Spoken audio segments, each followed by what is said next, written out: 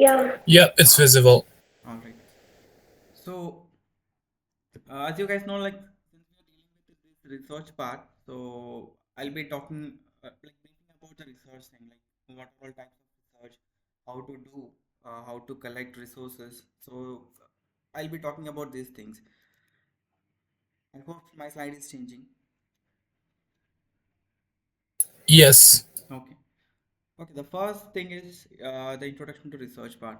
Can anybody explain or tell me in short, like what research really is? In short,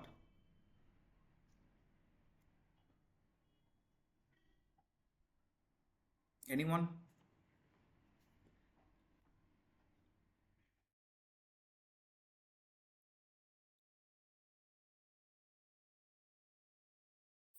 Like it's just we have to collect some data and we have to analyze this regarding a specific topic. We'll collect some literature review and we'll do some. We'll execute our own ideas in this. Mm-hmm.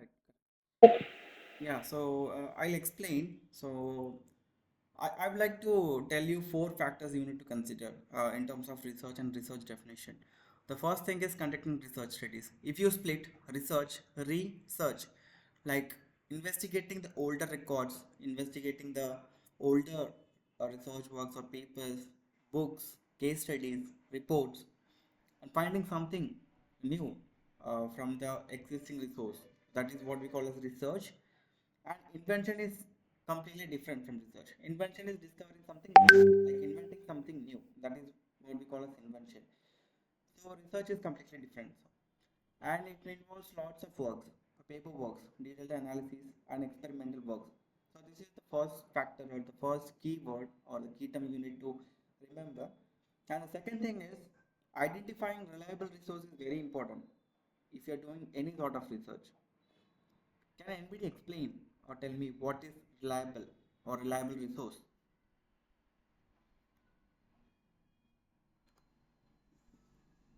I can give it a go. Yeah, sure.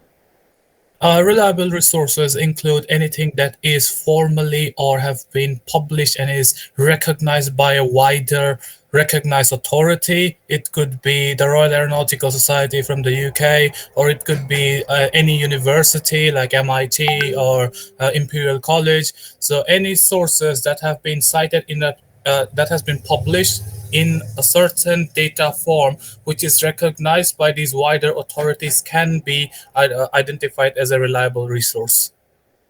Correct. So, as stated, those kind of resources are reliable resources. So let me give you some example for unreliable resource. Let's say, while doing research, if you refer some contents or information from online sources or websites, let's say Wikipedia, that is unreliable because that information can be changed, that can be modified by everyone, and the information keeps on changing over time. Okay, those are not reliable. Okay, so that is one perfect example.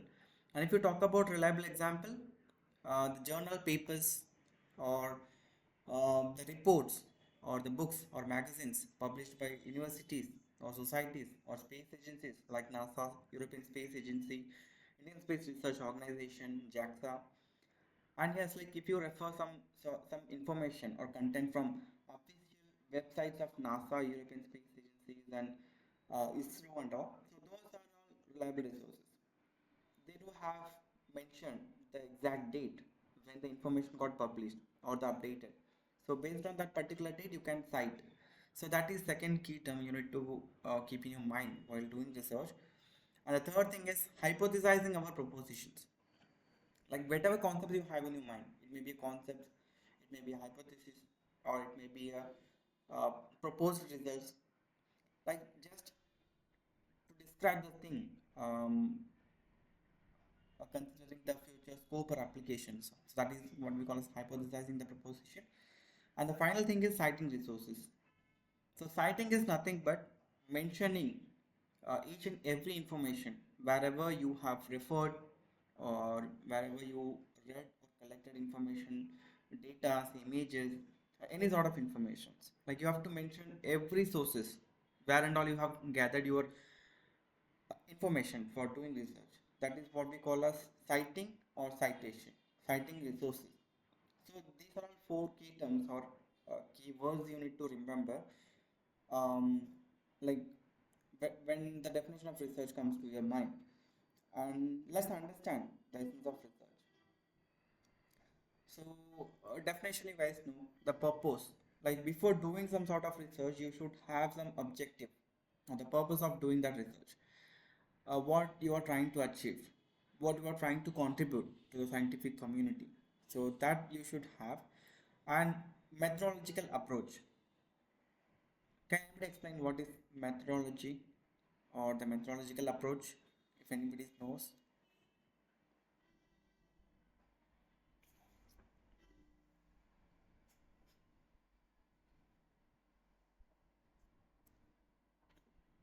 if you guys know, then anybody can unmute yourself and talk, or else you can simply say no. Then I'll explain.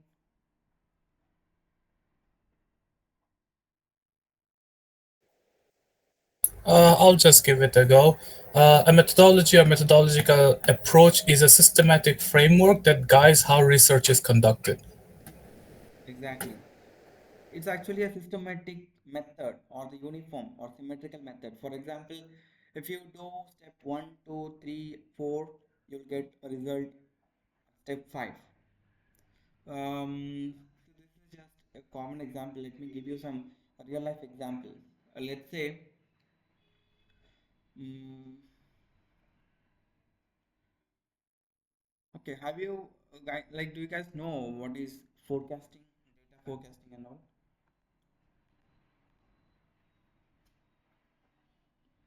Data forecasting or regression analysis?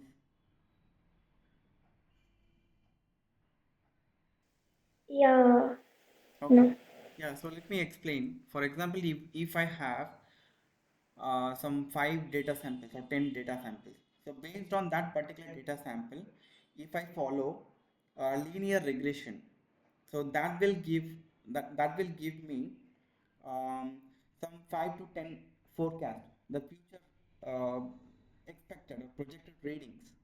Okay, so that is regression analysis. So that kind of analysis can is followed by a number of institutions, especially the meteorological department in forecasting the weather. So that regression analysis is a methodological approach.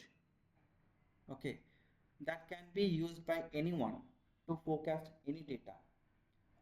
We can forecast medical data, we can forecast meteorological data, we can forecast what to say, the trading data, the live trading, right? I hope you guys understand.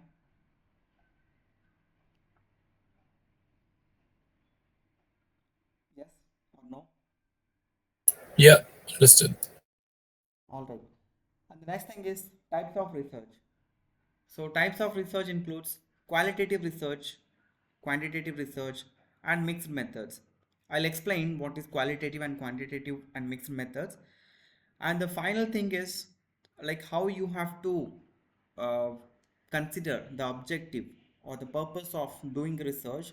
In the same way, you need to think about the application or the scope of work, or like how the result or the findings will create an impact on the society. Okay, that you need to consider. Okay, especially in simple terms, you have to consider the scope and application of your work. Okay, that is important, and that will determine the acceptability or the acceptance probability of your research for successful publications across various platforms. It may be conferences or journals. So these are all some essence of research, and let's talk more about the crucial role of research in progress. Actually, can anybody tell me like what if you do or if you get involved in lots of or multiple research activities, especially?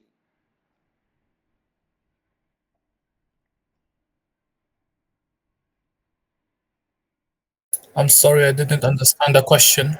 Yeah. So what I'm asking is, uh, what's the role of research in our real life, or what's the role of your research? How, like, how will you get benefits if you do research, or if you pursue your research career, or if you do some uh, n number of publications? What kind of benefits you'll get? There are multiple, right? Yeah, Like solving some problems that, let's say, industry needs to solve this problem, and we do research to how to find out the best and most efficient way to solve that problem that will make economic gains to the company, and as a result we will get what to say, we can also get a commission out of it. Our names can be published and we can become established researcher on that field. We're solving problems for society, for businesses, finding something new, giving new scientific innovations to the world. So there are many. yeah, correct. So let me explain it one by one. The first one is advances knowledge and innovation. So if you compare yourself with normal people, normal civilians, like, you'll be the one who knows end to end all the information about that particular domain or the respective area or the chosen subject. Okay. The facts. Somebody may tell, like, the company's annual revenue is so and so. The company works on these and so and so technologies, and they can't achieve the result by the year 2030 or 2045. But if you are a researcher, if you are doing a core research, and if you'll be having end-to-end all the information and knowledge about certain technologies, so it's a kind of, you'll be an expert of that particular domain, right? So compared to other people, like normal peoples, you'll be the unique, you'll be some sort of unique person who actually knows the fact. Okay, that is advances your knowledge and innovation thing. And it also facilitates problem solving. Like, if you do research, you will come to know what are all actual problems we have right now with the current technology, okay, to address. Okay, so if you read some blog articles, or if you read some newspapers, or some sort of information from news related sites, you will be getting that particular overview of problems, not the exact problems technically. Okay, if you do research, you'll know technically what's the actual area of problem to address. Let's say, let me give you an example for the second point. Let's say I'm stating that is all the launch vehicles from Indian Space Research Organization (ISRO) are not capable enough to deliver huge cargoes or humans to interplanetary destination. Let's say Moon and Mars. It's just an overview. Okay, so this can be understood by everyone, even normal and common people, right? And if I talk about the same from technical perspective, why this is not feasible is, um, the velocity, the delta velocity produced by each and every launch vehicle is not sufficient enough to throw or inject any objects into interplanetary orbits or interplanetary destinations. So that is actually the technical problem we need to address. I hope you guys can understand, or do you want me to repeat once again? No, no, we got it. Okay, all right. What about others? I got it. Okay. Yeah, so based on this kind of technical problem, what we understood or understand, it will help us to make um, right decision. For example, in this case, in what areas I need to work is the propulsion part. So if I focus on a liquid propellant, cryogenic propellant, or enhancing the efficiency of nozzles and rocket engines, In that case, I can increase the delta velocity. Okay, so that is what we call as decision making based on the data we have. Okay, and the next thing is, the next benefit is like it promotes your academic growth. Like it's not like only PhD scholars or MPhil scholars are allowed to do research. It's not like that. Everyone can do research, even a common people. Okay, so since you are part of, you may be a part of undergraduate program or postgraduate program, or you may be a professional, so you can do some sort of yes, a small contribution to the scientific community based on a small research. So if you do research activities like this, if you keep on publishing papers across various conferences and journals, like you'll become a professional, a research professional or research associate. Like you can easily do and complete your PhD program. You can join any institution. See, the research has high demand in every sector. If you take IT company, if you take EdTech company, if you take aerospace, engineering, semiconductor, electronics, wherever you go, research is required. Okay, so you'll become a professional or expert in that particular field. Um, can anybody explain why research is important for every sector or every company?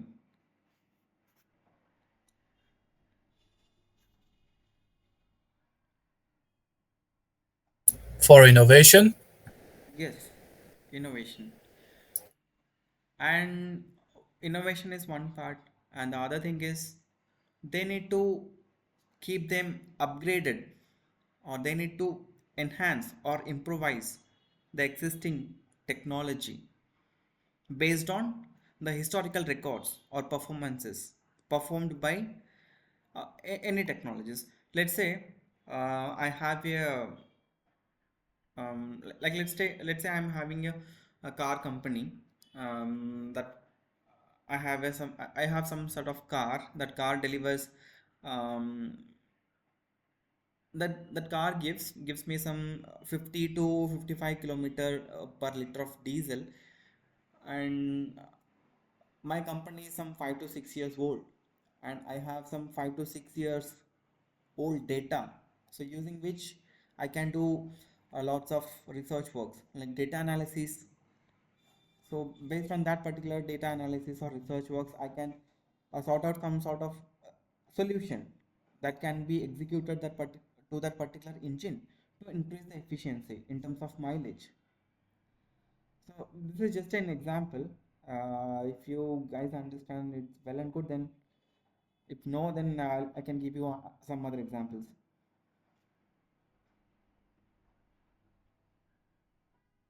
It's clear to me. Thank you. All right. So in the same way, if you take any aerospace companies, like multiple companies are working right now with the rocket technology part. Some companies focus on water propellants. Some company focuses on solid propellants, liquid propellants, cryogenic propellant, gas propellant, green propellant. So their focus is to gain maximum efficiency, cost effective, and good efficiency. So that's what their aim is. So they get involved in multiple research works based on the data we have with right now. So right now you can get the data of all the launch vehicles from the internet in terms of papers. Like from those papers you can collect the ratio of propellant or the total propellant they have used on that particular rocket.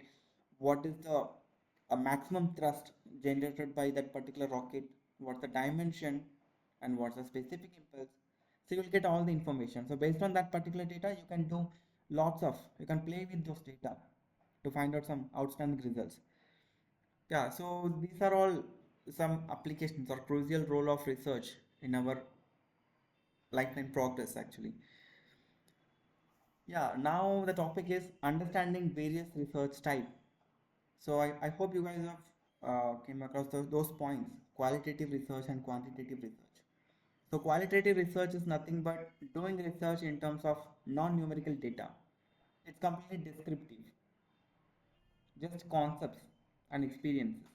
The best example is review paper. Anybody have gone through any sort of review paper, a mini review or long review, extended review?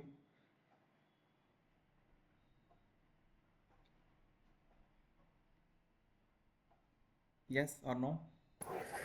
No. Yeah, I worked on No, a sir. review paper. Mhm.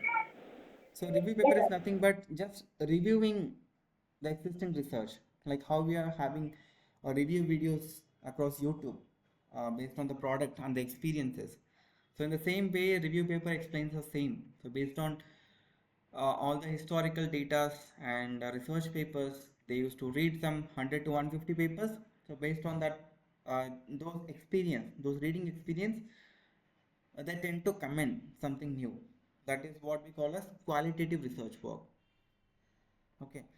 The characteristics of qualitative research is it utilizes descriptive data gathered through interviews and observations.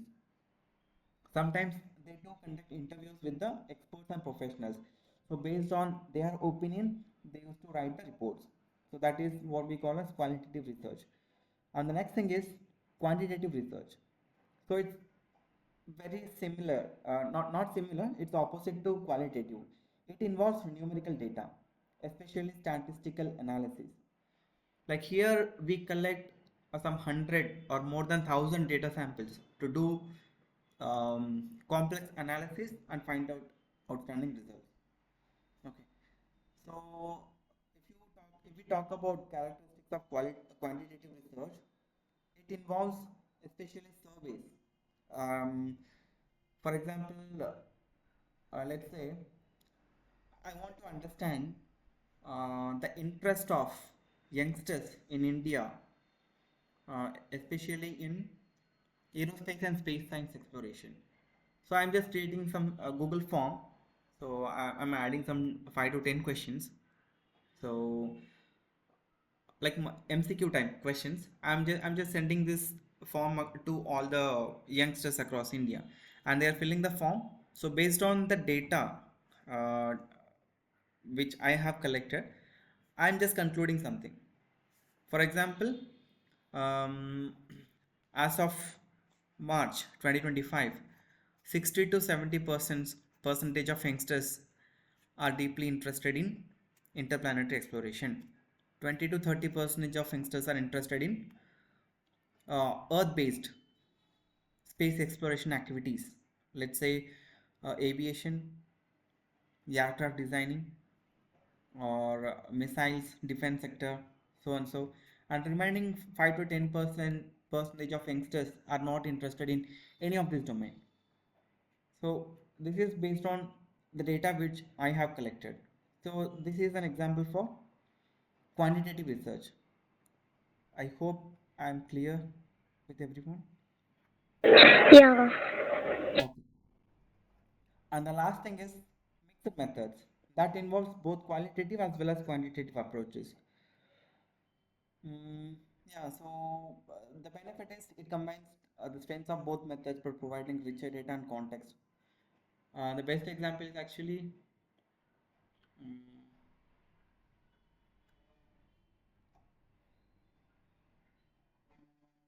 Aren't scientific papers a example of it? yeah, we can tell some time. I'm just trying to be very specific. I hope I've already showed some graph on reliability part. So there I have in that particular reliability paper, I have explained what are all drawbacks we had and how we have attempted to address those problems. And we collected some data samples, we did some analysis, we got results. So based on that results, we discussed like how this result is trying to address the current problem. So it's a mixed method of research. You'll get a number of papers actually. So these are all only three. There are three types of research. One is qualitative, quantitative, and mixed methods. I hope I'm clear. Yes. Okay. What about others? Yes. Yes. Yes, sir. So I've been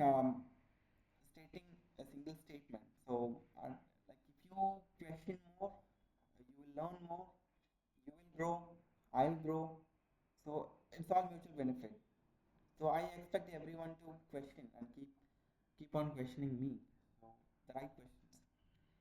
And then understanding the research process actually. The first thing is identifying research problem and then conducting a literature review. Literature review is nothing but doing case study, just reading papers or reading books, and then choosing or selecting some research methods and doing data collection and analysis, then finally interpreting the results. So this is a common or standardized research process. So let me repeat. So we need to identify what's the actual research problem or the actual challenge or the actual problem statement to address. So based on that particular problem, we need to do a literature review or a case study. Whether we have any proposed solution to address this problem or not, or just you need to ensure like whether any problem, any solution exists to this problem. If not, then you have to propose some sort of solution. And then third thing is you have to follow or you have to choose certain research methodology. Then you have to do research and analysis. Finally concluding the result. Am I clear?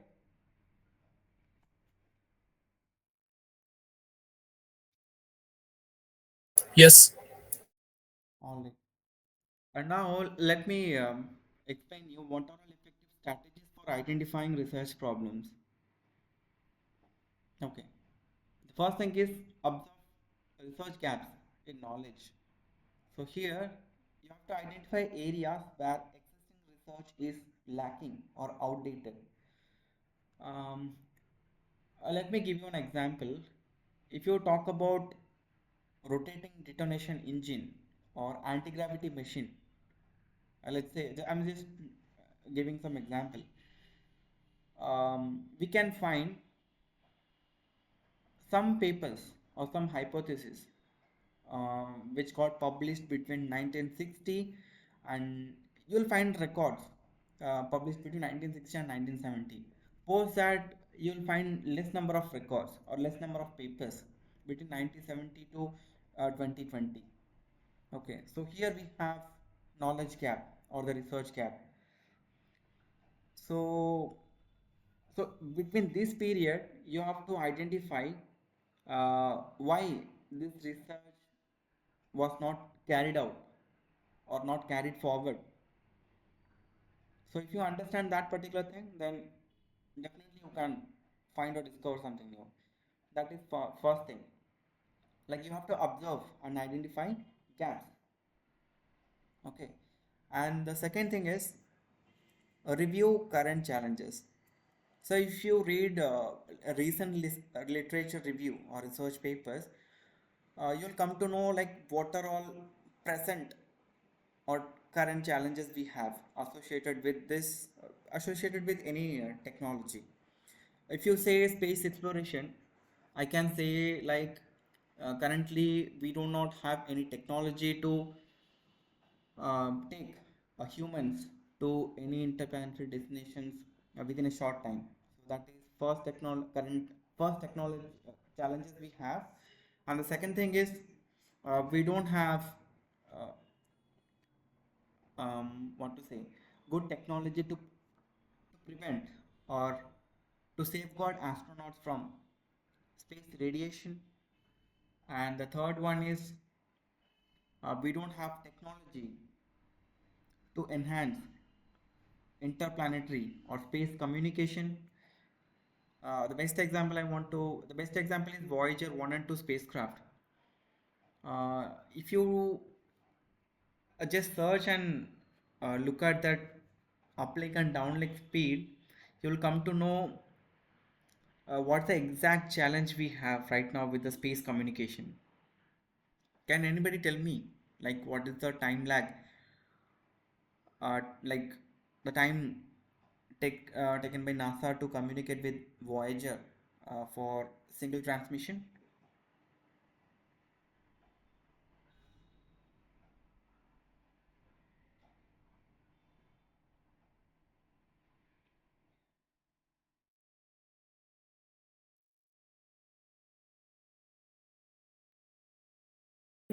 I don't know actually. Okay, what about others? No, sir. I just have a rough estimate. Is it 22 and a half hours? Yeah, it's Is just, Voyager 1, right? yeah. So it's just approximated value. Okay. Like you can think, if you send a single text, high text to Voyager, it takes 22, approximately 22 to 23 hours to reach Voyager.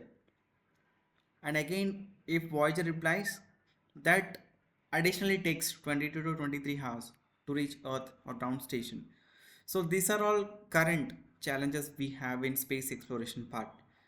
So once you read some latest or recent research papers, then you'll come to know like these are all areas, these are all demanding areas where I need to focus or I need to do research and I need to do some contribution to enhance or address these challenges. Am I clear?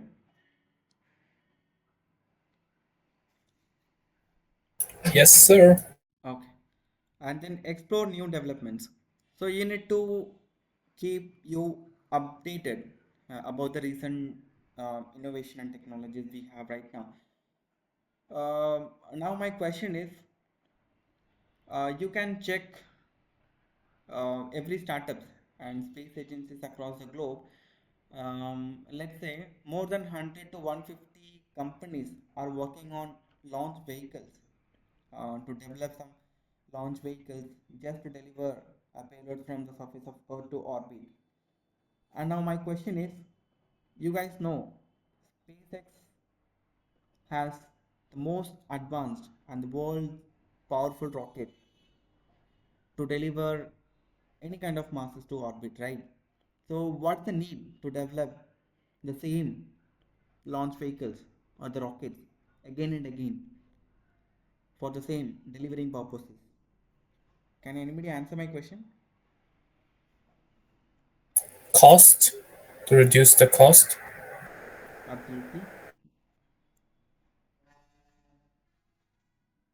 Then,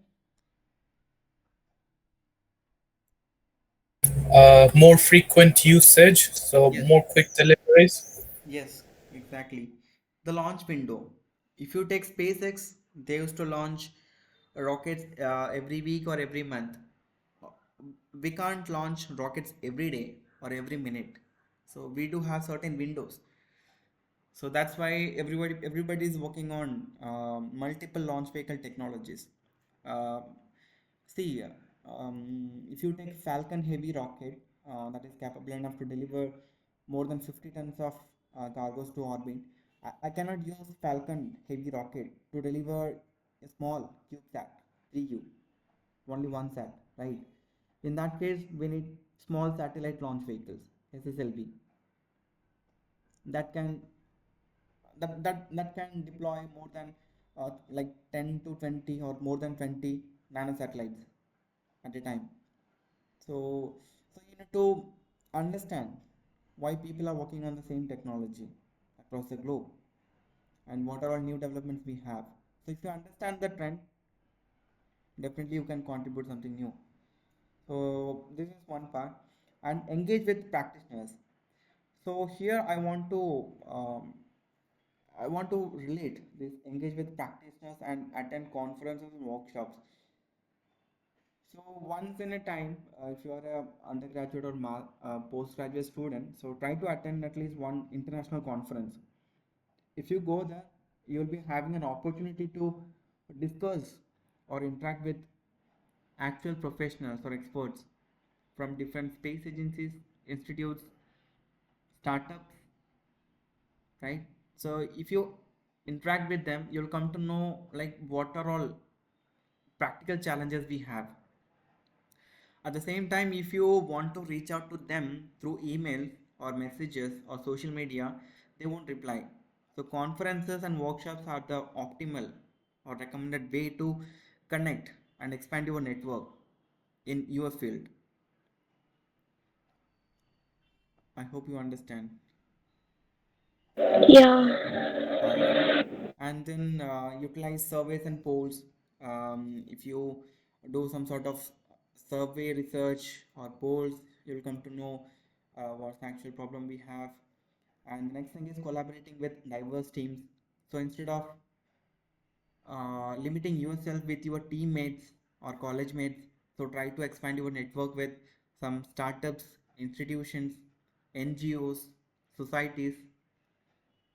Okay, so that's also yeah effective way to identify actual research problems.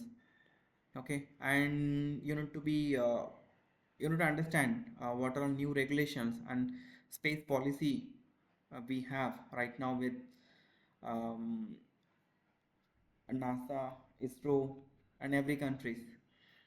And yeah, finally, like if you experience everything, you will be having some personal experience. So based on that, you can decide and you can start doing some new research work. So these are all effective strategies for identifying exact research problems or the current research problems or on-demand topics to do research. I hope I'm clear. Yes. Okay. So research methodology, like you guys know this very well. The first one is experimental research, like doing experiments physically in laboratories or uh, yeah. So that is what we call as experimental research. And descriptive research is nothing but qualitative one. It involves just the descriptive content. So based on uh, descriptive data, you have to do some research and then you have to describe the same. That is descriptive research. And then correlational research. So it analyzes connection between different variables to identify patterns. For example, um, just relating one research paper with another research papers just to identify the research pattern, how whether they have followed the same pattern or whether they have modified the same. So this is what we call as a correlational research, like just relating one paper with another to identify the pattern, research pattern to carry out. So if I talk about the same spacecraft reliability part, that reliability term especially coined for um, identifying lifespan of medical patients. If you can just search through Google, you will come to know reliability term was first coined to identify the lifespan of a deceased patient. Okay, later the same term was remodified to identify lifespan of spacecraft in any orbit. So this is, I'm just giving one example, like relating one research with another to identify the pattern or modify the pattern. I hope you guys understand. I did not understand. Could you just give a more descriptive? All right. So just remember this word reliability. Okay. Yeah. Okay. Um, Specifically, I want to mention. You can just note down Kaplan Mayer estimation. Okay, Kaplan Mayer estimation. Okay, it explains the survival function. Okay, it determines up to what time a deceased patient can survive. Okay, from present time up to what time in future a deceased patient can survive. Okay, that gives you the Kaplan Mayer estimation result, like the survival probability.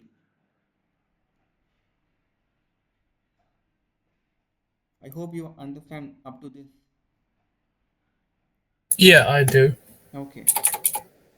So, the researcher name is Joseph Holmer.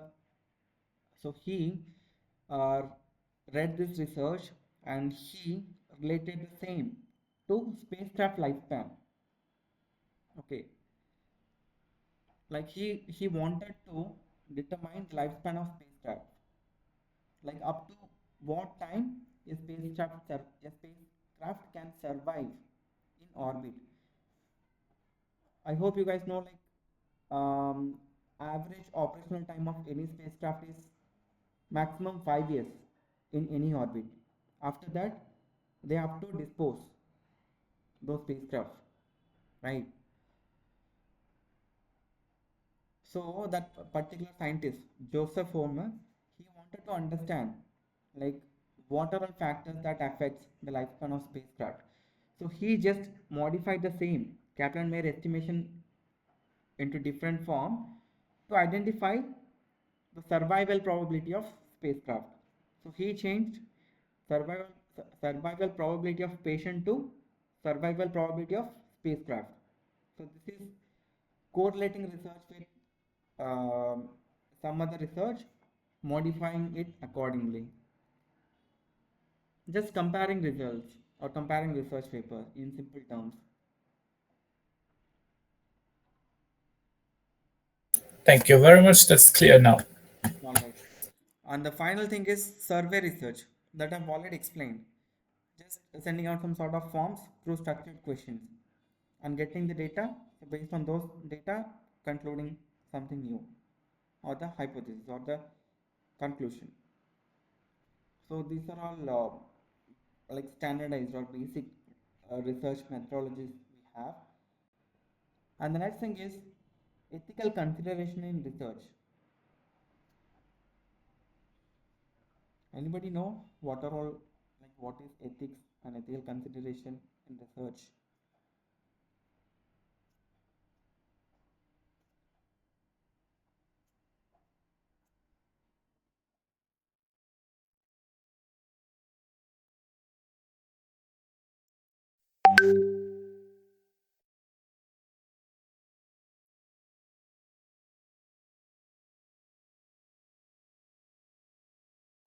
Fine, so let me give you. Our first one is informed consent. So you need to ensure that you acknowledge and you take all the risk before conducting this research or proposing something new. Like if you go back to past, let's say Galileo Galilei, when he stated Earth is not flat and it's a spherical. So what was the result when he concluded this statement?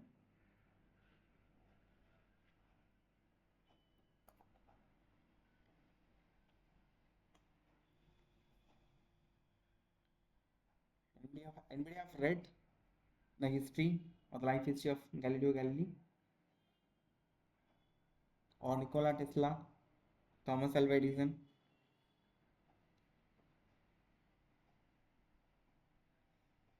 No, I haven't.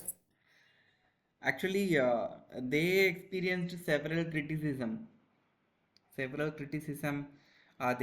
punished actually. So in the same way, if you are taking some demanding topic or if you are doing research on some a sensitive topic, so you need to be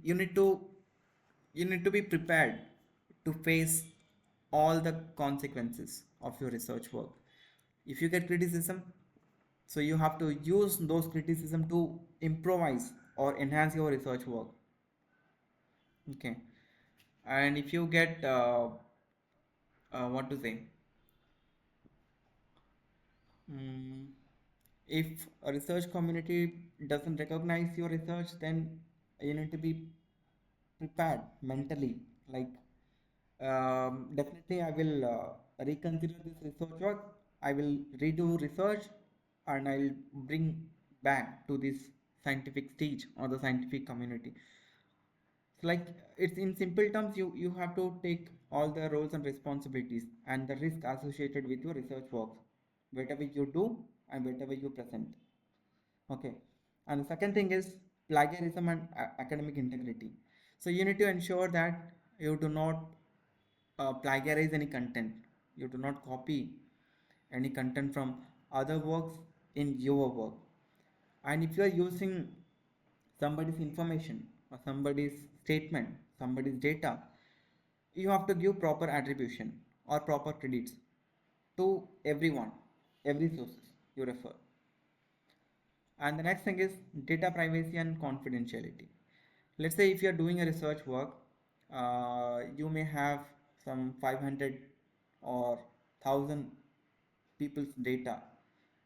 So if you are presenting your research, you should not disclose the names of all the 1000 people. You should not disclose the data, the personal data associated with all the 500 or 1000 data samples or 1000 data of people. So you have to follow all this ethical consideration in research works. So these are all basic things.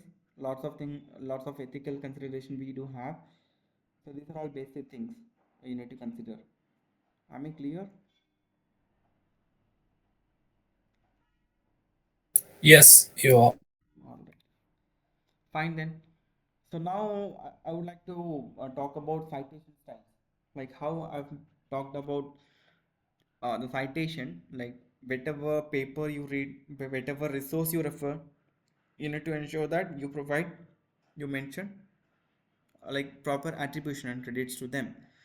So in every research paper, and like some researchers use various citation formats, citation styles. You can see we have 8 or more than 8 format of citations.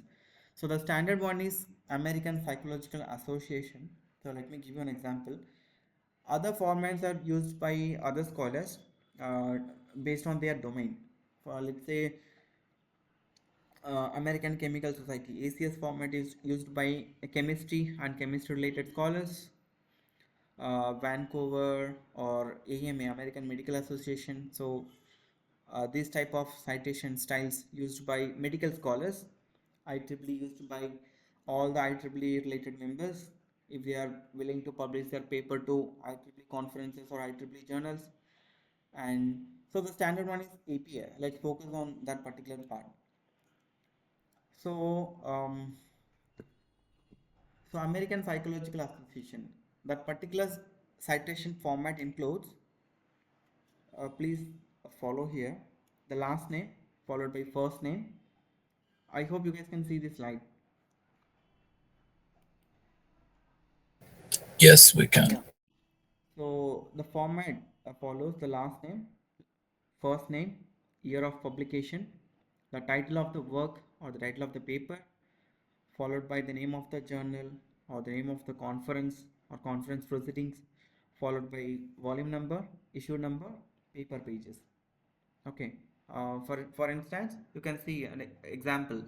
Smith John 2020, Understanding Citation Formats, Journal of Academic Writing, Volume 10, Issue 2, and paper pages. So this is just an example for APA format of citation. And yeah, so there are other ways we can use.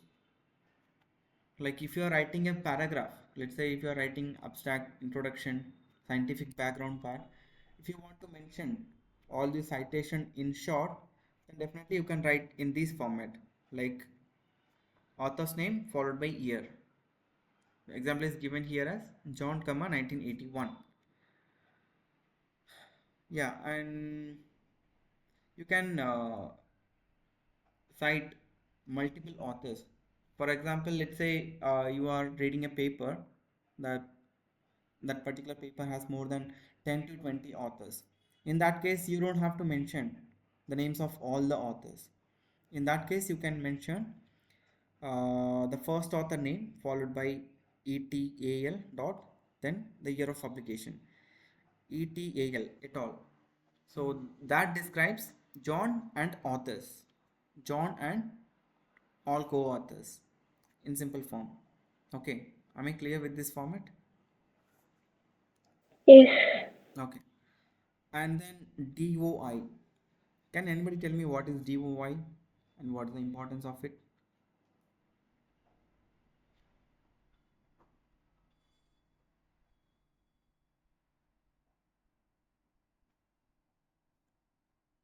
I think it's some kind of recognition or uniquely we can identify our paper using that. Yeah, correct. Like how we are having passports, like how we are having identity cards or identity numbers. So in the same way, for every digital content or academic content published through reputed publishers, journals, conferences, preprints, so everyone they do allocate a single digital object identifier for every object. For example, if you are having a research paper, you'll get DOI. If you are having a preprint, you'll get DOI. If you are having an image or data set, you can get DOI for all the scientific content.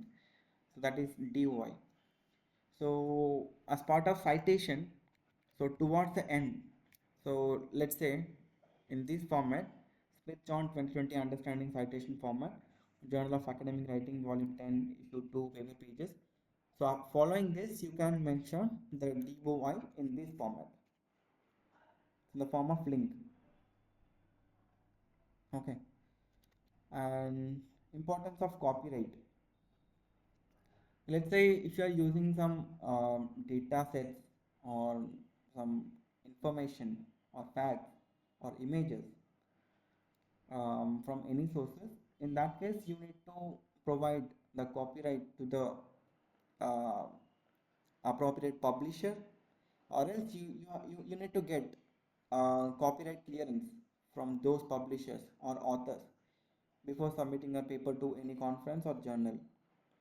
Let's say you are doing a research and you want to use some images or contents from my research paper. In that case, you have to write a mail to me. So, like, I want to use some of your images from this paper and I need consent for using those images. In that case, I'm replying, yes, definitely you can use my images and works with proper attribution provided to me as well as all the co-authors. So that is copyright clearance. You can use those copyright clearance whenever you get some sort of questions like how you can use these images. So this copyright part is will be helpful if you do PhD program.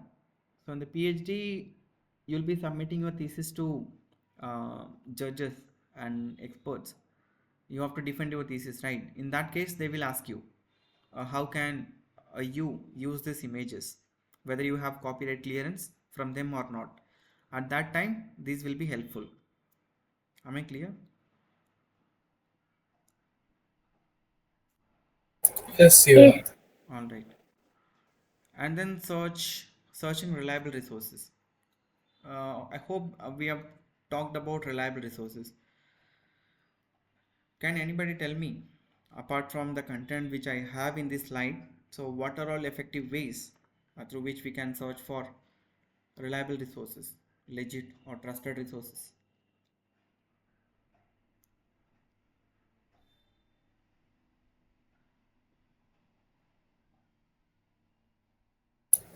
Publisher name. Mm-hmm. Fine. Let me give you example. The first one is a recommended one. I also use Google Scholar. So if you simply search research works across Google, you'll get information from blogs, websites, and other online sources. If you use Google Scholar, that actually indexes all the academic contents from publishers, universities, repositories, and all the platforms. You'll get more reliable resources from this search engine actually. Google Scholar, scholar.google.com. And so Google Scholar affords you simplified format to cite those papers. You can add those papers in your bookmarks to read later, and you'll get a direct link to download those papers. Anybody have any experience in using Google Scholar earlier? Yeah, I have used it. Okay. I have used it too. All right, all right. So similar to Google Scholar, we have several search engines. Let's say NASA's astrophysics data system, powered by NASA, and then we have Semantic Scholar, and we have PubMed. So similar to this, we have a number of search engines which you guys can use, and yeah, Now, the thing is the keyword for searching papers. Let's say you are finalizing your research topic. I want to do research on nuclear propulsion system, especially solid core nuclear propulsion system. In that case, you have to use specific keywords to search for the result. Okay, let's say you are logging into Google Scholar, and then if you simply type propulsion system, you will get papers associated with this propulsion system. You will get paper related to chemical propellant, solid propellant, cryogenic propellant, all the propellants. And if you use specific keywords, especially solid core nuclear propellant, you will get your desired results and desired papers. Okay, in this, if you use this strategy, you can save your time and you will get all relevant papers which you are looking for. Okay, so do not randomly search papers across all the search engines or platforms. Do use keywords, scientific keywords. If I want to get papers related to gravitational wave, then I have to type like detection methods, gravitational waves, or LIGO observatory, gravitational waves. So if you use keywords like this, you will get your desired results. Am I clear with this thing? Yes. All right. Now I have few questions in my mind. So everyone is open to answer. Like if you want, you can unmute yourself and like answer. First question, everybody knows why website resources are not reliable.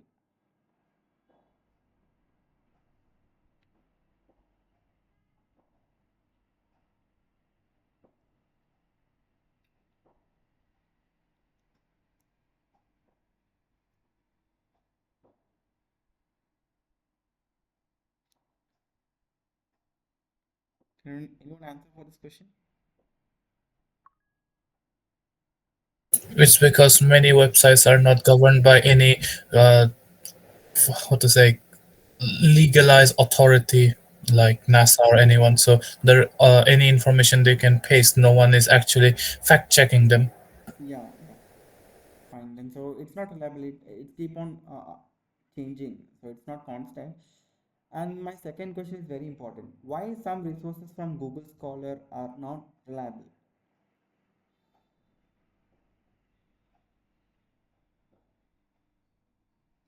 I suggested the same search engine for looking for papers, and now I'm questioning you, like why some resources from Google Scholar are not reliable. And does anybody have answer for this question?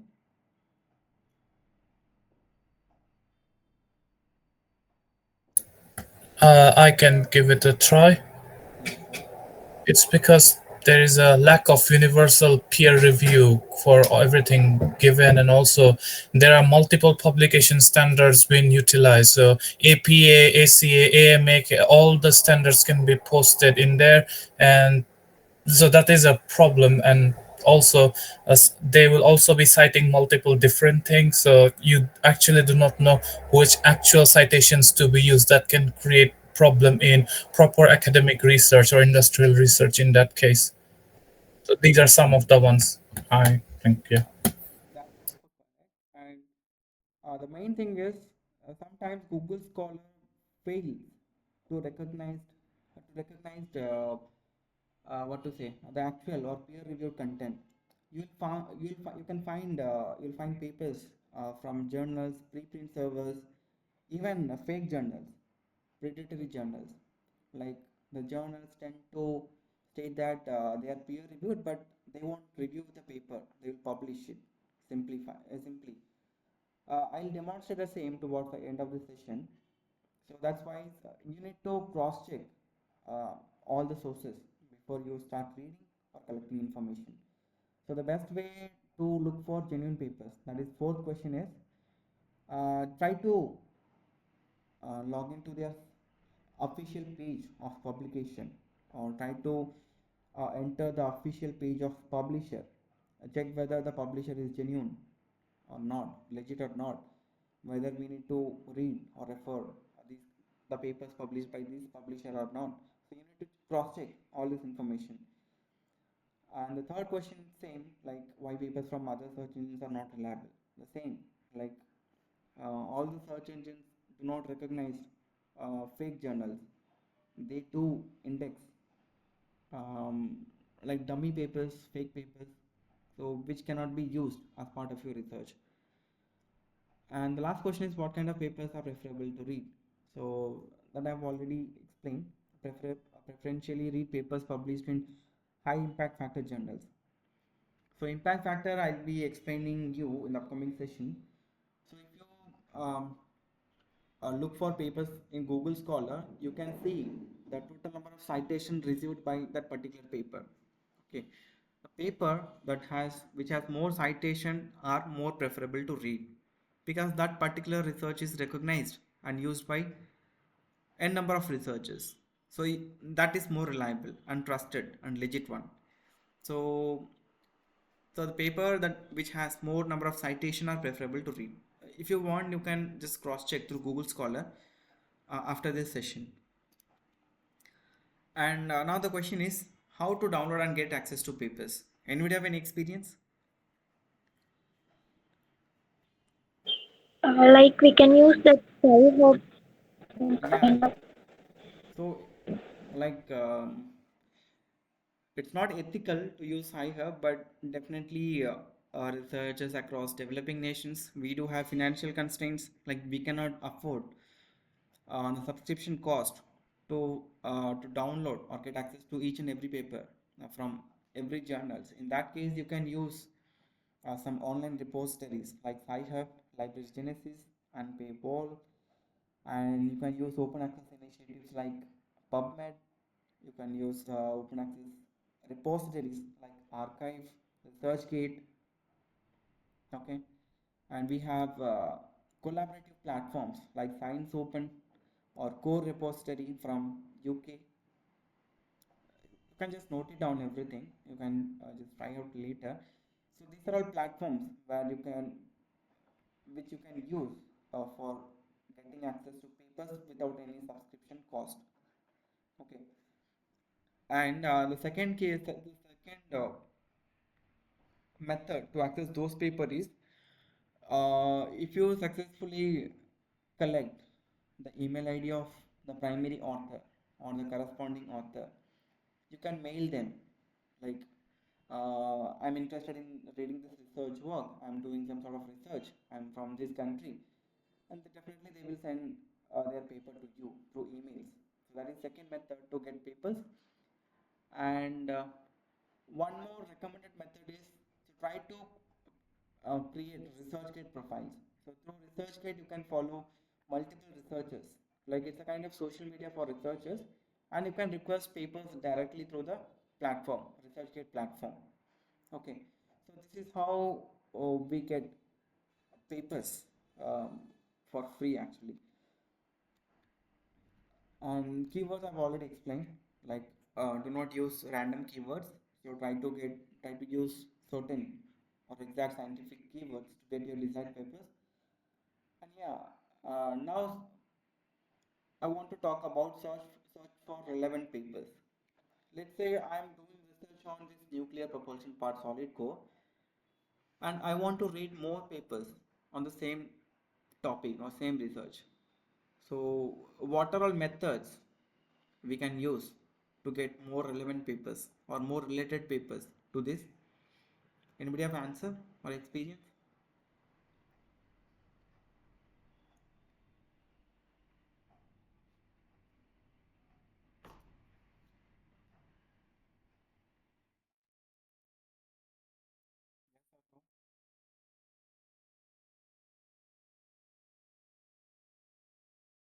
No. All right. So earlier, like just before the internet era, like people used to refer the reference section where that particular author have cited uh, the number of references. So from the reference section we can get more relevant and related papers to that particular research work. So that is manual method of searching relevant papers, and right now we have a number of technologies to use The first one is connected papers, connectedpapers.com. Just you need to copy paste the title of the paper here, and once you click that build graph option, it will show uh, what to say, it will show like a mesh or a spider web with dots. So if you place your cursor over any dot, that will show you the title of the paper, the name of the authors, the abstract part, whether you have the links to PDF or the links to read those papers or not. You can just check out later connected papers. I'll show everything towards the end. So similar to connected papers, we have Research Rabbit. So these are all online tools which you guys can use to search for relevant papers, just to save your time. Okay. And yeah, now I just want to show some of publication statistics. So this is overall publication statistics, especially from aerospace domain, papers published across various platforms: American Institute of Aeronautics and Astronautics, IEEE, Springer, Nature. The total number of publication published by this publisher every year. Okay, can anyone explain like what I'm trying to explain, or what I'm trying to say uh, behind this graph?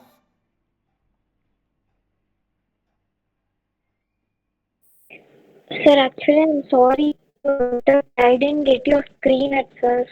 Okay, Like, it's not visible for the 10 minutes, it's not visible, sir. so what I about think, others? I can see it. It's fine for me. Okay, can It's you, visible, sir. all right, can you leave and rejoin the session? Can you rejoin? yeah, okay. Um,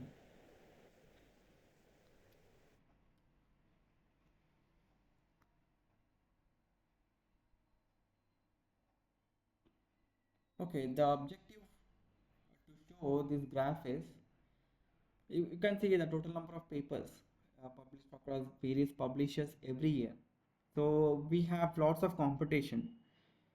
So what I'm trying to say is, you should not run behind a quantity, like doing number of publications per year.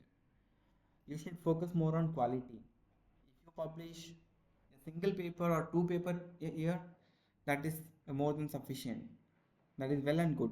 If you're focusing on quality over quantity.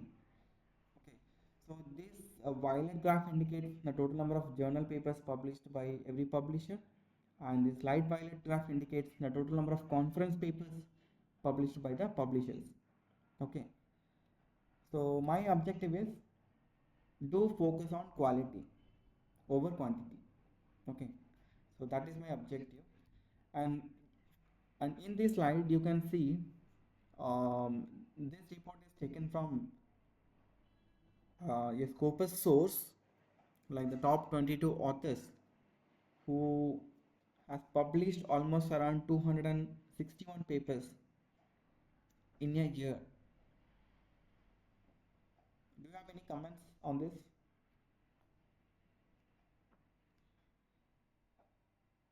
Very impressive, but not sure about the quality. All right. What about others?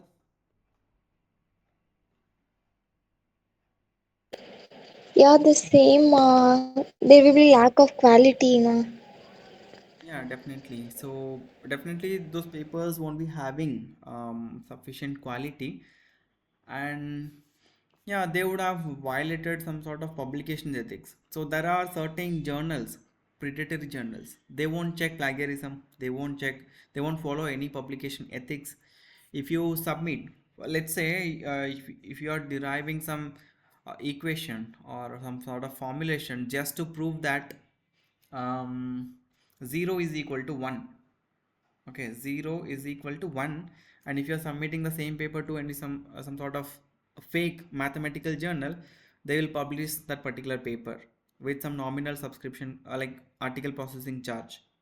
Okay, so those are all called fake journals or predatory publishers. So if we have a number of publications across journal like this, definitely we'll be having this many number of publications every year. And the third option is they would have collaborated with multiple authors.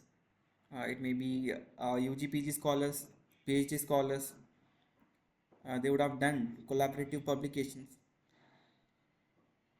So that may be a possibility. But the main thing is uh, violating publication ethics and lack of quality. So the reason behind this image is, so similar to previous slide, I want everyone to focus more on quality rather than quantity. Okay, so if you get more experience, then you'll become more capable and you'll become expert in producing 10 to 15 papers every year. So gradually you can increase the number of papers over years. So that's my objective. And this is just a paper retraction statistics across uh, top 10 countries actually. Anybody know what is paper retraction?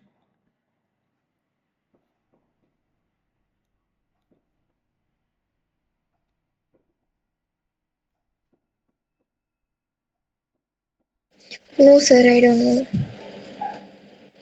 Okay.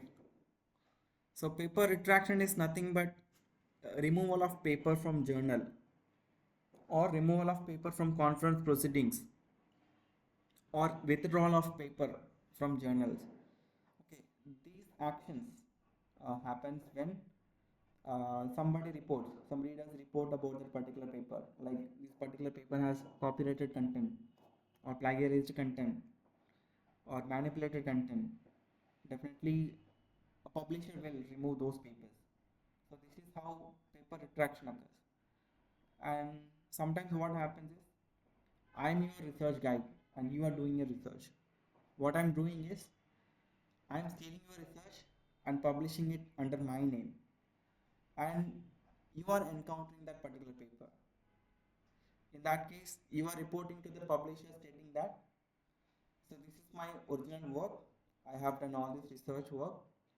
The author mentioned in this paper is not authorized representative or the person to get the credits of all this research work, and you are submitting necessary documents and proof. In that case, publisher will retract or remove that particular paper from the journal. So this is how retraction occurs. You can see the total number of papers per 10,000 papers um, across various countries. If you take India, for every 10,000 papers, approximately 15 papers gets retracted every year. In the same way, if you take China, for every 10,000 papers, 23 or 24 papers get removed or retracted. If you take Saudi Arabia, for every 10,000, almost around 31 papers gets retracted every year. So this image is taken from a paper or the source published in Nature journal actually. So what I'm trying to say is, if you focus more on quantity, doing a number of publication, so you have to face all the consequences. Like your paper will get retracted if you violate publication ethics, if you focus more on quantity, if you don't do some quality research in future. So that's what I wanted to state through this image. Am I clear? Yes, sir. Yeah, so this is state by statistics, especially in India. Like the total number of papers retracted. So Tamil Nadu comes first and Tripura comes last. So we should focus more on quality. Yeah, so that's all for the day. Hope you have enjoyed the session. You would have learned something new from this session. Anybody have any questions or comments?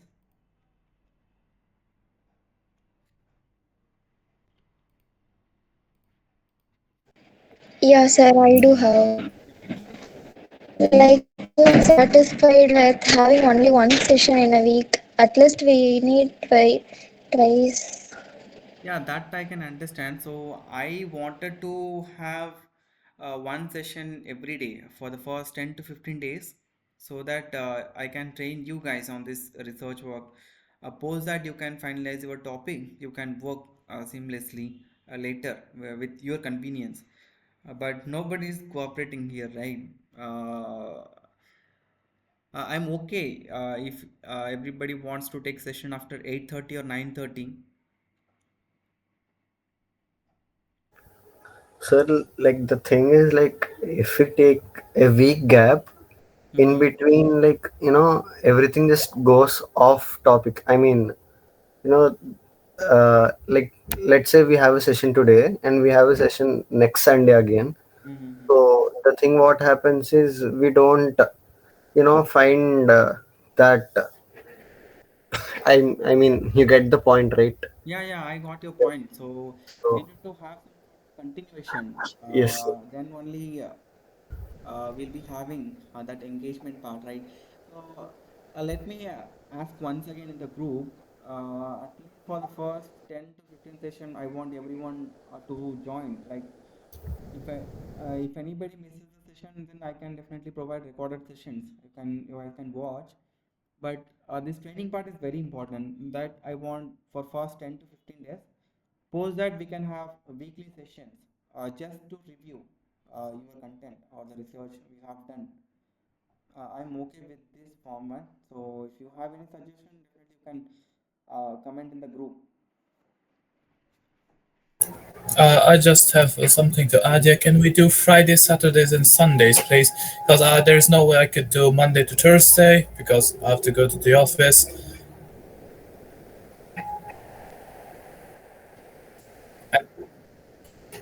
So my request is please ping your convenience and availability from Monday to Sunday every week in the group, either in descriptive or data format. So let me analyze to find some coordinates that like we can meet for frequent sessions or subsequent sessions actually.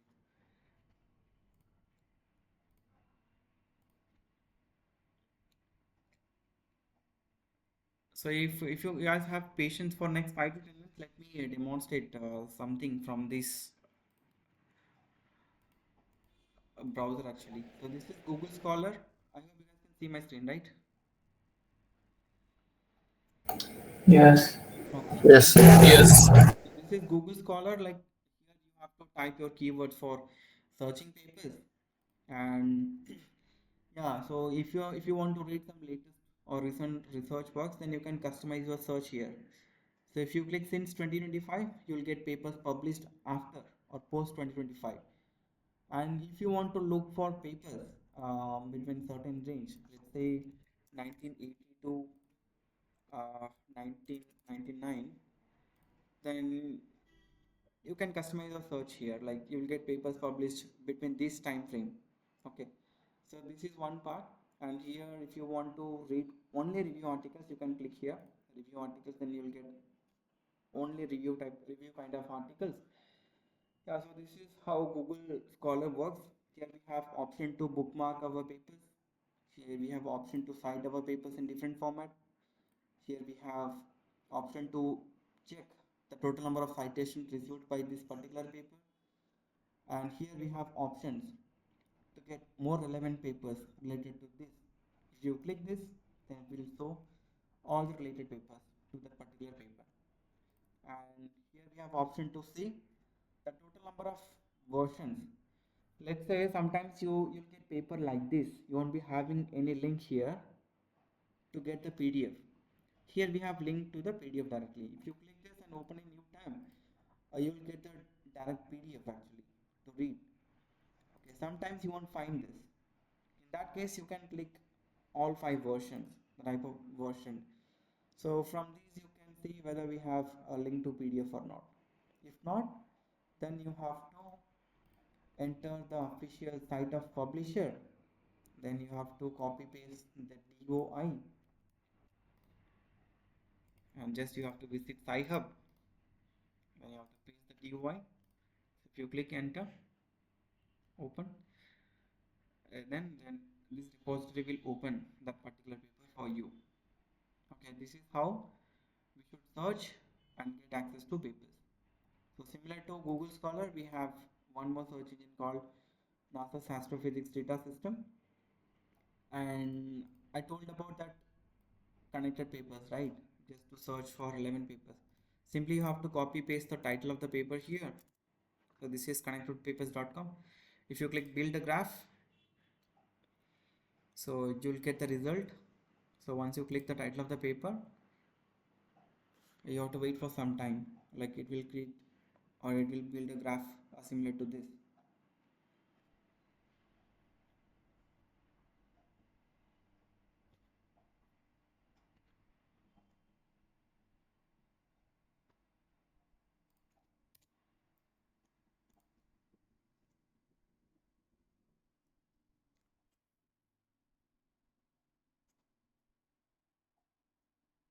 Yeah, you guys can see this, right? So if you place your cursor over any dots, it will show the, you can see the papers, the title of the paper and the name of the author at the right side column. Yes, right? Yes, I can see that. Yeah. Yeah, so that's all I wanted to demonstrate. Yeah, fine. Let me ask once again in the group. So based on everyone's preference, I'm open to conduct sessions like often and frequently. If you guys want, then definitely I can consider taking classes twice in a week, the same session twice, so that everyone can join and attend the session.